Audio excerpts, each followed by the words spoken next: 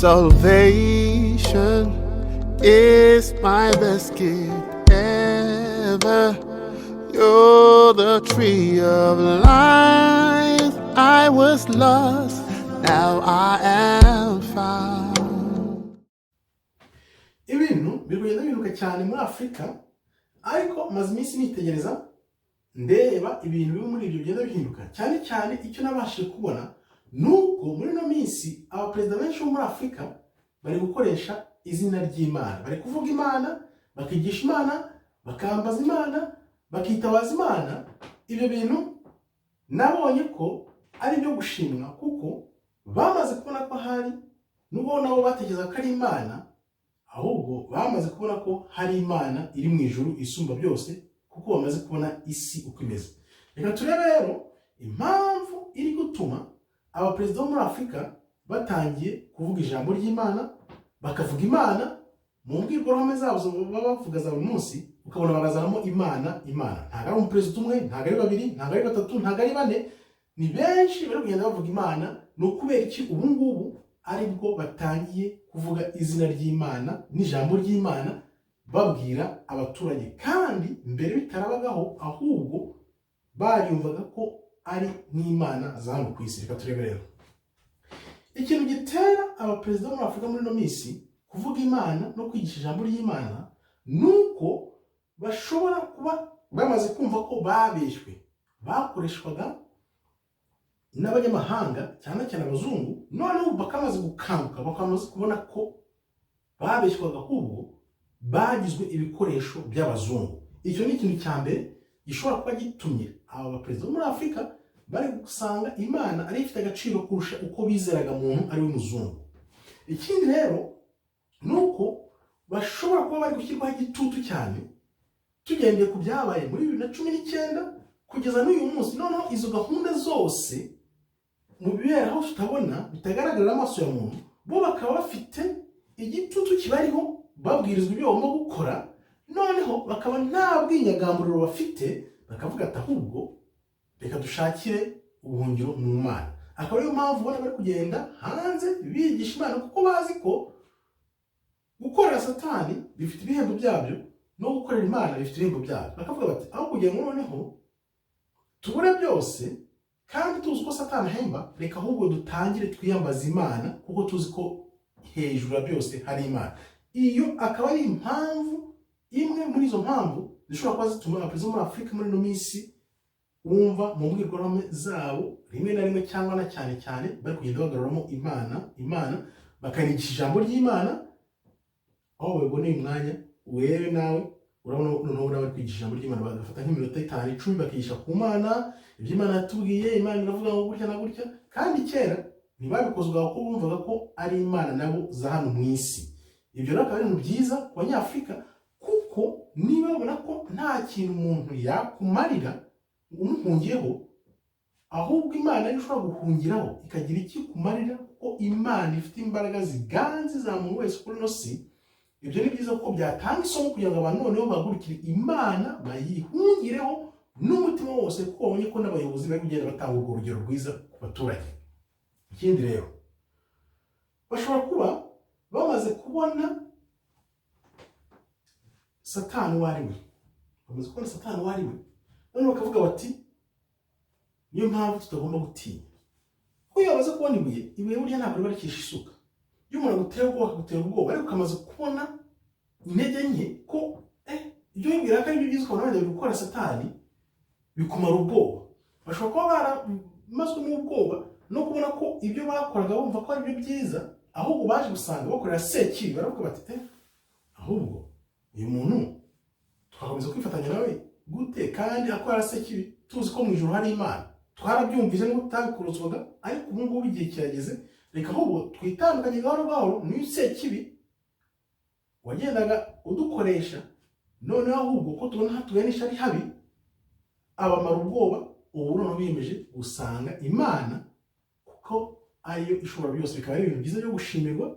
Abo baperezida bo muri Afrika batangiye kuvuga Imana, wabona ari bya bindi byahozeho kera bigiye kugaruka. Noneho Abanyafrika bose bagahurikira Imana, bakayikunda n'umutima wabo wose, kugira ngo Imana ibagarukire, ibakize ingoyi z'abanyamahanga bamye babashyiraho imyaka n'imyaka n'imyaniko kugeza na n'uyu munsi bakabatakamba ariko Imana ikabitumva kubera ko nta rugero rwiza babonye rwo gukurikiza kugira ngo abantu bose noneho muri Afrika bahagurukire rimwe muri ubwo bubyutse noneho bashaka Imana kuko bya nyabyo babone ingoyi ibavuyeho.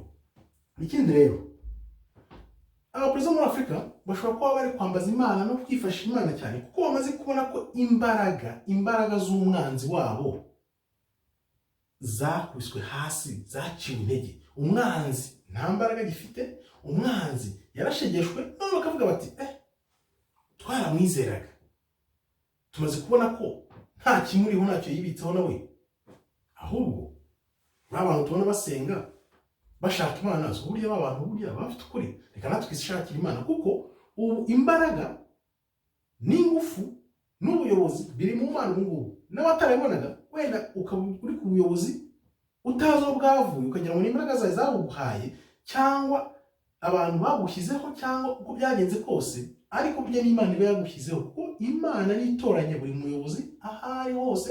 Gusa no muri Bibiliya tugenda dusoma ko Imana yahaga abantu ububasha n'ubuyobozi cyane cyane muri bihugu byose byabona na Israel, ntibabone ko Imana yabakoresheje kugira ngo bahari Israel, aho bakiyumva ko ari bo bishoboje. Nyuma rero iyo utabashije kubyisobanura ngo urebe ko Imana ari yaguhaye izo mbaraga kugira ngo uyikorere, za mbaraga irazikwaka ikarekura ukikubita hasi. Niyo mpamvu rero abaperezida muri Afrika nabo bamaze kubimenya neza, bamaze gusobanukirwa ko umwanzi wabo nta mbaraga agifite. Noneho rero bakavuga bati kwizera muntu nta garanti bigira. Kwizera muntu nta garanti bigira, turabibonye. Bandi badukanyisha ngo ni ibikomerezwa, ni amahanga y'ishyanga akomeye, nta mbaraga burya bafite. Ariko ibyo ntibabone ko Imana ari igenda ibakamura n'izo mbaraga kugira nyine ngo abantu bose tubabone.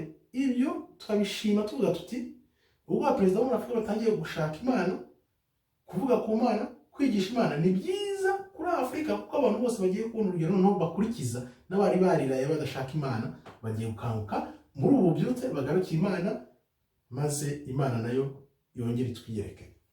Icyanyuma rero nuko byanditswe ko igihe nk'iki kizagera abantu bakongera gushaka Imana. Nkaba mpamya neza mvuga nti aho ibihe bigera n'ibikuba byose, abo baperezida muri Afrika nabo barabibona. Nimba mbibona uyu munsi ndaha, nawe ukabibona, n'uriya akabibona, tukabibona twese. No kuvuga umuperezida uri hano hejuru ugera no muri izo gahunda zindi zibere inyuma y'imigongo cyangwa ahantu hiherereye tutabona, ibyo byose baba babizi, bakongera none ibyo babona bisanzwe, bakavuga bati uzi ko byaha dushobora kuba tujyamo atari ibintu byiza, bishobora kuba ari ibya satani, ahubwo wabireka tugakorera Imana. Kuko kandi bivuga ko muri Afrika burya nubwo abantu bashobora kugira ubuyobozi wenda bikagenda uko bimeze, ariko baba bazi ko muri Afrika Imana niyo dushyira imbere, niyo ibiri imbere. Buri muntu wese, yaba umuntu wemera Imana, yaba n'uyihakana, yaba n'utayizi, muri we aba afite umutima w'umuntu, umutima nama umubwira uti icyo ukoze ni kibi, icyo ukoze ni cyiza. Icyo gihe rero cyarageze, icyo gihe akaba icyo gihe kigeze, abaperezida muri Afrika nabo bakaba bari gukanguka, ariko bavuga bati reka byibuze aho kugira ngo satani atwigarurire kandi no dukoreshe nangiza tujugunye cyangwa tugire nabi, reka ahubwo tugarukire Imana, dukorere Imana n'abantu bacu bose tubayobore ku Mana, bityo tuzagira imigisha, tugire n'amaherezo meza.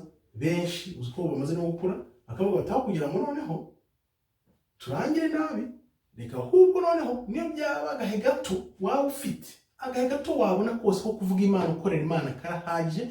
Imana ishobora kugira iki ikavuga iti mukoreshe uyu mwanya kuko ari cyo gihe cyo kugira ngo byutse abantu, bityo n'ibyo usi inyuma bavuge bati yagiye amenya Imana, atwigisha Imana, natwe reka tuyikurikize. Bityo noneho ntiwirebe ko uriho uyu munsi noneho gusa, ahubwo ukarebera n'abazaza ejo n'ejo bundi bakazatera ikirenge mu cyawe bashakisha Imana n'umutima wabo wose n'ubwenge bwose n'imbaraga zose kugira ngo nabo bakizwe, uwo akaba ari umurage mwiza abaperezida bo muri Afrika mbona bagiye gusigira Afrika, kuko batangiye gukangurira abantu gushaka Imana kugira ngo nabo bakizwe ntibiringire muntu.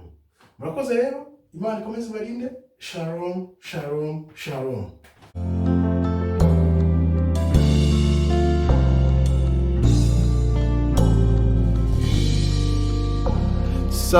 Salvation is my best gift ever. You're the tree of life. I was lost, now I am found.